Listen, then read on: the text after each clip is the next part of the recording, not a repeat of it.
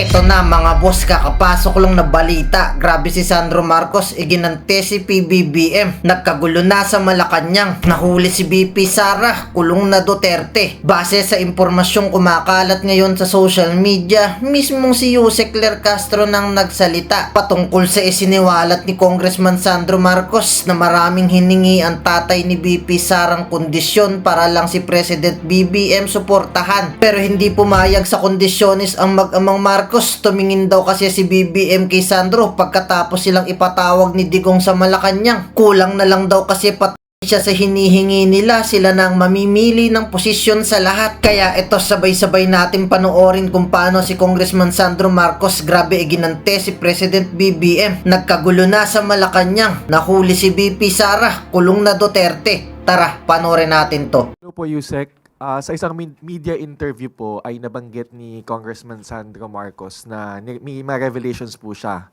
tungkol dun sa sinasabi na concessions na hiningi ng Duterte administration in exchange of endorsing him po nung 2022 elections. May further details po ba tayo dito kung ano po yung sino po yung mga nasa likod at ano pa po ibang mga hiningi?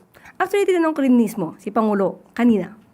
At ang sabi lamang sa akin ay he has raised his kids well and his son, Kong Sandro, will not lie. Yun lang po ang binigay na mensahe ng Pangulo. Meron po kasing nabanggit si Congressman Sandro na may 3 tao daw po na humarap. At isa daw po doon ay nakaupo po sa gobyerno ngayon. Nabanggit po kayo ng Pangulo kung sino po sila? Kahit siguro mabanggit, since ang sinabi naman po ni Congressman Sandro Marcos ay hindi na po niya babanggitin ang mga identity nito, igagalang po natin na manatiling kung ano na lang po yung sinabi ni Congressman Sandro. Sige po. Okay, sunod na tanong mula kay Lester Aller, PRTV.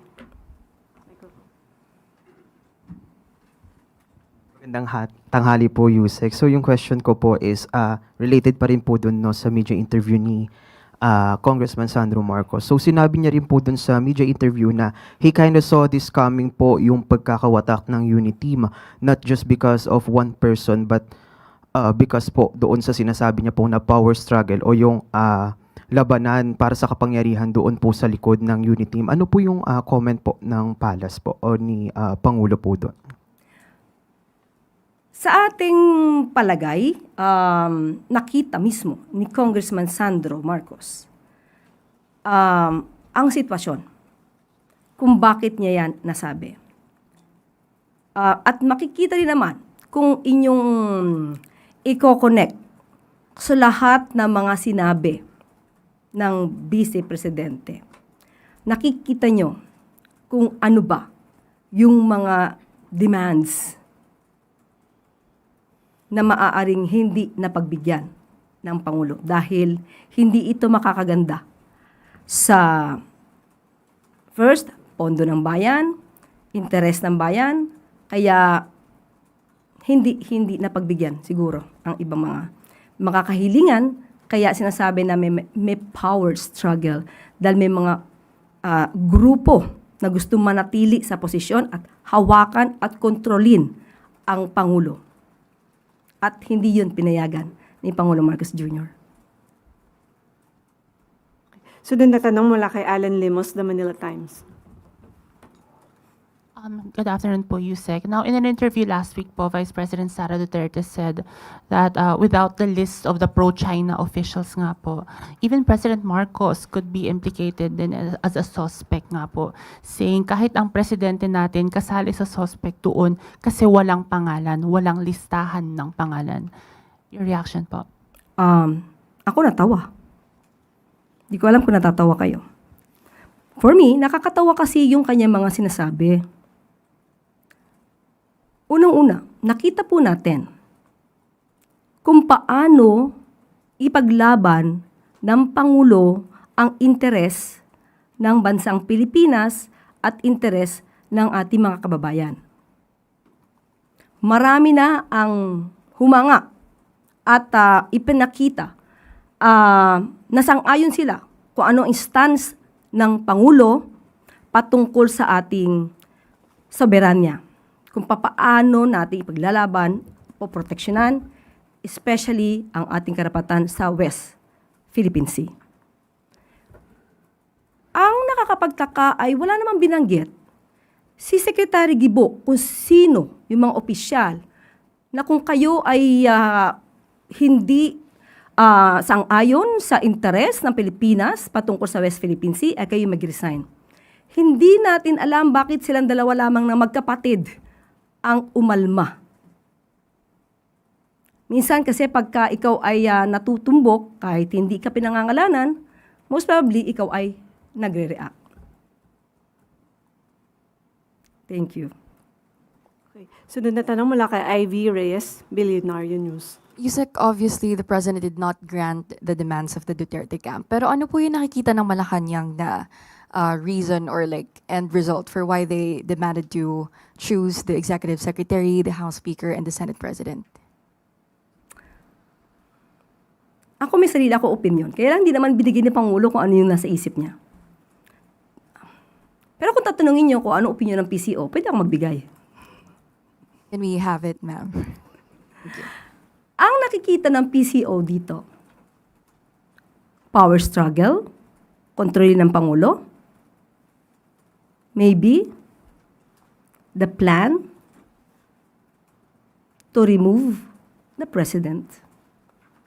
Like what happened before.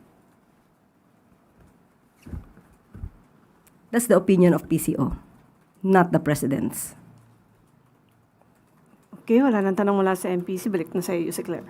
Good afternoon, Yusek. Yusek, what was the reaction of the president when he learned about the request of US to extradite Pastor Apollo Kibuloy? Opo, nakausap po natin kanina mismo ang Pangulo at sinabi po niya na kailangan po talaga itong pag-aralan mabuti. Pero in a couple of weeks ay magbibigay po sila ng anunsyo kung ano ang magiging desisyon para dito. Can you enlighten us, Yusek, as a lawyer, ano po ba yung sinasabi ng batas natin when it comes to extradition? Is that allowed even though the pastor is facing criminal liability or criminal case here in the Philippines? Nasa agreement po yan, nasa treaty natin with the US at kasama po ito sa provision. Kaya meron tayong dalawang options.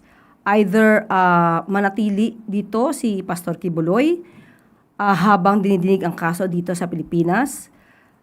Pero pwede na temporarily ma-hold, ma-suspend ang kaso dito at magkaroon na extradition at maipadala si Pastor Kibuloy sa US. Okay, wala nang tanong mula sa MPC. Ivan Mayrian, GMA7. May pahabol lang po ako tungkol sa extradition ni Pastor Kibuloy. You mentioned two options, two scenarios. Ultimately, sino ho magde-decide nito and where is the president keen on going? Syempre di ko masasabi kasi sabi ng Pangulo, in a couple of weeks, sa kanya sasabihin kung ano yung pwede niyang stance patungkol dito. So lahat naman to ay dapat na dumaan sa proseso dahil may batas naman po tayo. At magdi-decide po sila. Ibibigay niya po kung ano yung dapat na gawin patungkol dito. Pangulong Ferdinand R. Marcos Jr. at ang buong puwersa ng pamahalaan patuloy na nakabantay sa sama ng panahon dulot ng pinagsamang habagat, Tropical Storm Luis at Bagyong Maymay. Kaninang umaga, pinangunahan ni Pangulong Marcos Jr. ang situation briefing kasama ang lahat ng ahensya nakabantay sa kaligtasan ng taumbayan sa mga apektadong lugar. Ipinag-utos din ng Pangulo na agad na tiyaking naabot ang lahat ng mga apektadong residente, lalong-lalo na sa malalayong lugar. Siniguro rin ng Pangulo na mabigyan ng tulong ang lahat ng mga apektado, kabilang na yung mga residenteng nakabalik sa kani-kanilang tahanan mula sa mga evacuation centers. Sa datos ng National Disaster Risk Reduction and Management Council o NDRRMC, umabot sa 39.37 million pesos ang kabuuang tulong na ibinigay ng Department of Social Welfare and Development sa pangunguna ni Secretary Rex Gatchalian. Kasama ang iba't ibang lokal na pamahalaan sa mga apektadong lugar.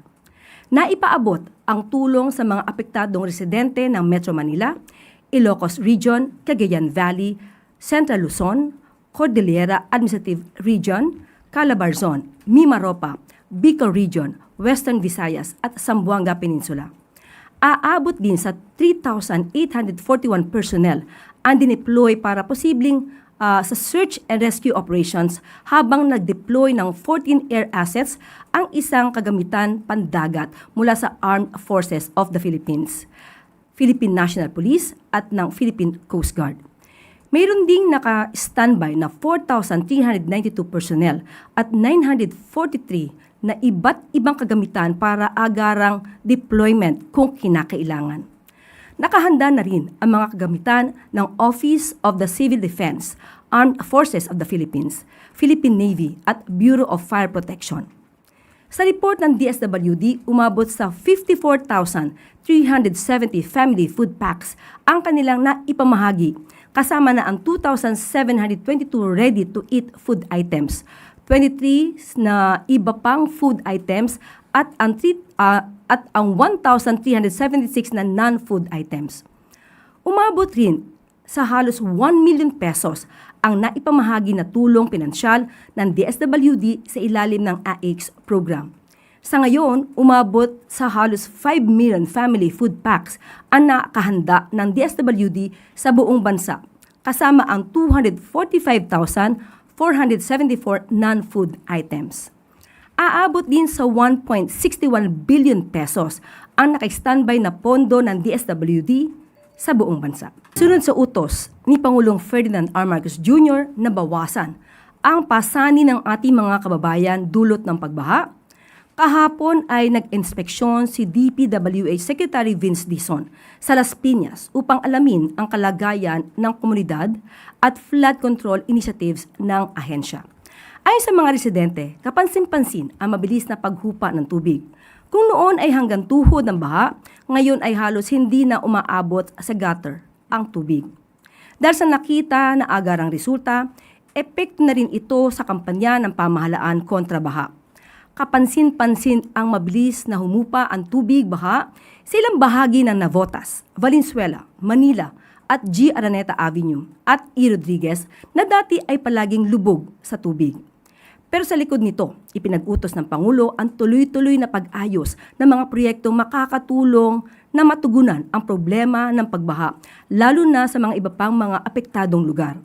Nananawagan din ang Pangulo sa mga lokal na pamahalaan na magtulungan upang matugunan ang problema kasama na ang mga residente na maging responsable sa pagtapon ng basura.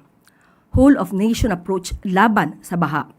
Ipinag-utos ng kalihim ang pinag-igting na dredging operations, pagkakabit ng HDPE pipes at patuloy na operasyon ng pumping stations upang hindi umapaw ang mga ilog at estero. Ganitong sitwasyon din ang naiulat kamakailan sa kahabaan ng G. Araneta Avenue sa Quezon City matapos isagawa ang rehabilitation ng drainage system sa lugar. Kung noon ay madalas aabot dibdib ang taas ng tubig tuwing malakas ang ulan, ngayon ay hindi na ito naiipon dahil mabilis na umaagos ang tubig patungo sa drainage channels. Meron ba ako sound? Dagdag ko lang din, kasi napag-usapan na sa ilang buwan pa lamang na nagkaroon ng concentration para dito sa Oplan kontra baha sa ilalim na po na pamumuno ni Secretary Vince Dizon. Natuwa yung Pangulo dahil sa konting panahon na ito ay pinagtuunan ng pansin ay nakita po niya at nai-report nga po ni Sec Vince ang mga pagbabago lalong-lalo na dito sa Metro Manila tulad ng E. Rodriguez, G. Araneta Avenue, Espanya, Navotas, and Valenzuela. Yung madalas na i-report noon, hindi siya na-i-report ngayon. So pero still, may mga lugar pa rin na kailangan pa. Katulad sinabi nga ni Sec Vince, ay inuunti-unti. Kumbaga ito ay location, lugar sa lugar. So patuloy pa rin po yung yung Oplan kontra baha. Yun po. Sorry. Ma'am, since nabanggit niyo na po yan, isunod ko na po itong tanong na ito. I was saving this for later. But with this latest episode of heavy rains and flooding, people are understandably angry. People want a name and a face to pin the blame for this misery. People want to hold officials accountable. People want answers. At wala ho silang ibang sisisihin dito kundi ang gobyerno, ang administrasyon, ang pamahalaan. How do you respond to that? Unang-una po, alam naman natin na patuloy yung pag-iimbestiga. Yung mga records nga po, sabi po ng Senado, ay ibinigay na po nila sa Ombudsman para patuloy ang pag-iimbestiga rito. Sa ehekutibo po, alam po natin na lahat po na kailangan na maimbestigahan ay dapat na maimbestigahan. So, nasa kamay na rin po ito ng Office of the Ombudsman, ng DOJ, at alam po nila ano ang kailangan gawin. Pero sabi nga natin, maraming dokumento na dapat na basahin, aralin, at ayaw nila ng mga kaso na napakababaw na madaling madismiss. So, hintayin po natin lahat ng pag-iimbestiga na ito. Sabi nga natin, uulitin ko po, sa loob lamang po ng wala pa 1 taon. Dahil nagkaroon talaga ng maigtingang pag-iimbestiga, sabihin natin mga September last year. Pero sa ngayon po, marami na po ang mga kaso na isampa. Marami na rin po mga warrants of arrest ang na-issue na hindi natin maihahalang tulad sa mga nakaraang administrasyon na hindi na imbestigahan yung mga ganitong klase mga anomalya. Okay, sunod na tanong mula kay Lep Narciso DZRH. Chairman, yung sa basura po, ano ang usapan ng MMDA sa LGUs? May mga kanya-kanya naman po silang ordinansa, pero yung pa rin po kasi yung problema natin, kaya nililinis yung mga waterways. Paano po yung implementasyon ng kanilang mga ordinansa? Well, unang-una po, nagkasundo na po kami sa Metro Manila Council na i-increase yung penalty sa illegal na pagtatapon ng basura. Actually, kung titingnan nyo naman po, masinop naman po ang mga LGU sa paghahakot ng basura. Walang reported na mga nag-accumulate na basura sa karsada. Ang nagiging problema po namin ay yung kawalan ng disiplina ng ilan nating mga kababayan na diretso po nagtatapon sa waterways, sa drainage, sinisingit po yung mga basura na siya pong nagiging sanhi ng pagbabara at flash flood. Nasabi ko nga po kanina, meron po kaming regular na tagatanggal dahil alam na po namin minsan na pag umangat ang tubig sa isang particular na lugar ay dahil lamang po yan sa basura. Nakaagad namin tinatanggal. Mahirap po rin kasi na i-monitor talaga. Napakarami po nating waterways, malaki, maliit. Ang problema po natin, maraming bahay po na nakadikit dyan. Na kalimitan po, itinatapon lang basta sa likod bahay nila. In fact, may mga CCTVs po kami na nakaka-capture na yan at yan po ay pinapa-operate ni GM Torre, pinupupuntahan sa barangay para po ma-identify at ini-issuehan po namin ng citation ticket para po mapagmulta. So, yan naman po ay isang problema na tinututukan namin, pinagtutulungan namin kasama ang mga LGUs. It's just that napakahirap po talaga ng pagbabantay para po madisiplina ay ating mga kababayan. Kaya nga rin po din kami on our end, meron po kami mga programang inilunsad like yung grocery, palit sa basura, tsaka yung pong Yes to Ayos natin kung saan ini-educate po natin yung community na instead na itapon lang nila yung basta-basta yung mga basura, pwede pa po siyang pakinabangan, ma-recycle, ma-reuse, at yung iba po ay pwede pa pong ibenta. So, sana po magkaroon ng mindset, ng pagbabago sa mindset ng ating mga kababayan at magkaroon ng sense of responsibility na ito pong problema sa basura, sa pagbabaha, hindi po kaya ng pamahalaan lamang. Kailangan po ng whole of nation approach, kaya kasama ang komunidad na tulungan kami para po hindi man mawala yung completely yung pagbaha, hindi po tumaas at madali pong mawala. Sunod na tanong mula kay Rafi Ayong, Daily Tribune. Sir, tanong ko lang para sa side naman ng MMDA. Yung 6 billion rehab project ng EDSA na nagkaroon nga ng mga potholes sa EDSA busway sa northbound Estrella. Ano po kaya ang nakikita niyong dahilan? Is it talaga the incessant rain or mali ang pagkakagawa na naman? Well, I'm not in a position to answer kung tama or mali. Kasi ang participation lamang namin dyan ay yung pong traffic management. As to the technology, yung proseso ng paggawa, it's strictly DPWH. And miski po yung nung in-inspect po siya, observant lang naman po kami dyan. At ang nagde-determine po talaga ay yung mga ininyero ng DPWH na nagsabi po na ulan talaga yung dahilan at yung pag-accumulate ng tubig gawa po noong barriers. So, ang amin po na pagkasunduan ay either tatanggalin or lalagyan ng gaps para wag po nga maipon yung tubig. Kasi although makikita nyo kasi may butas naman yung mga barriers sa ilalim eh. Kaso syempre nababarahan din po siya ng alikabok, ng mga bato na nagpabara din po para hindi makadalo yung tubig. Tsaka yung sinabi rin po ni Sec Vince na dapat po medyo nakaklibi siya papunta sa side dahil nandun po sa kabilang side yung drainage eh. Wala pong drainage kasi dito sa may side ng MRT. And at the same time, ito nga yung ayaw na ng Pangulo. Yung mga substandard na mga materials na ginagamit. So, sa tulong na rin po at sa utos ng Pangulo, hindi tayo sa tingin natin at hindi gagawin ng DPWH sa pamumuno ng Secretary Vince na magkaroon pa ng itong klase mga proyekto na maku-question dahil sa mga substandard na mga materyales. Okay, last question mula kay Sam Medinilla, Business Mirror.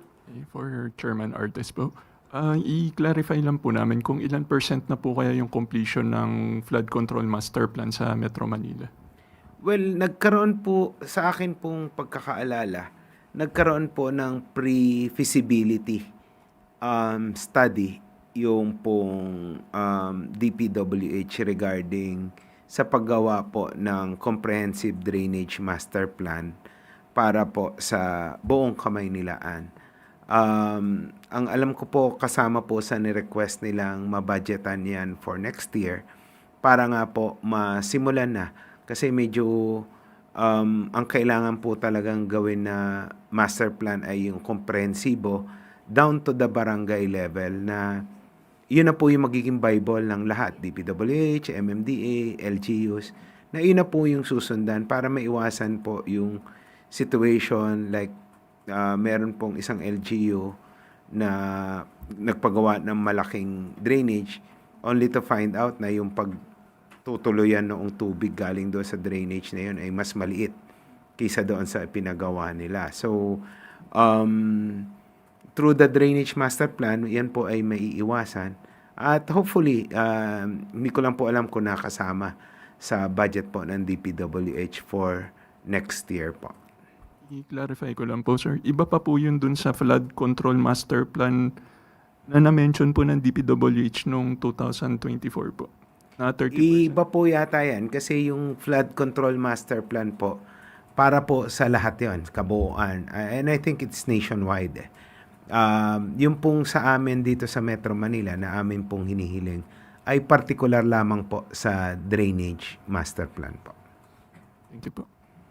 Okay, wala na pong tanong mula sa Malacanang Press Corps. Maraming salamat po. OCD Assistant Secretary Lawrence Mina, Pag-asa Administrator Nathaniel Servando, and MMDA Chairman Don Artes. Balik sa iyo, Yusek. Pwede bang Yusek Claire, mag-ano lang po ako na yung ating pong mga kababayan maging mapanuri kasi marami rin pong kumalat na fake news nitong nakaraang mga araw, particularly yung isang post na nag-viral na marami pong nag-share na sobra daw po lalim ng tubig sa Balintawak nitong nakaraang araw, which is not true. Wala pong pagbaha sa Balintawak area.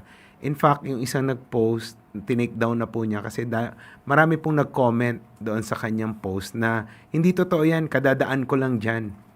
Marami pong nag-post ng ganoon. So, sana po yung ating mga kababayan iwasan yung pag-post ng fake news, maging mapanuri doon sa kanilang isineshare para po hindi rin magdulot ng kalituhan sa ating po mga kababayan. Bago tayo magtapos sa ating mga panauhin, meron lang po tayong katanungan kay Chairman na Don Artes. Sir, sa tagal-tagal na po natin nakikita yung mga pagtaas ng tubig, baha sa ibang lugar. Ano po yung nakita na cause usually? Meron po bang structure na nakaharang o purely basura? Well, combination po siguro, Yusek Claire, kasi marami pa rin po tayo mga ISFs na nakatungtong sa tubig yung pong kanilang mga bahay at doon nga rin nga po sila nagtatapon ng basura. So, sama-sama na po yan. Pero meron din po, like sa Main Avenue, recently tumataas po yung tubig dyan. Minsan hindi po halos madaanan sa Long EDSA. Nung amin pong sinuri, may isang pipe ng isang utility company na tumawid po doon sa drainage na pag may basura po, naiipon din. So naalis po namin yung basura, kaya po siguro itong nakaraan, despite the rains, hindi po tumaas yung tubig sa Main Avenue sa EDSA. Pero na-notify na rin po namin yung may-ari po noong pipe na kung pwede po ay alsin or ilipat or ilalim at least doon po sa drainage para po hindi maka-obstruct ng daloy po ng tubig.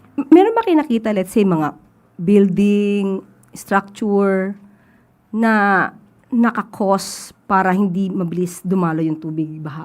Meron din po at yan po ay pinadadala natin ng notice of violation kahit nga po mag-violate lang noong easement rule po natin na at least 3 meters, pinadadalan po natin ng notice of violation.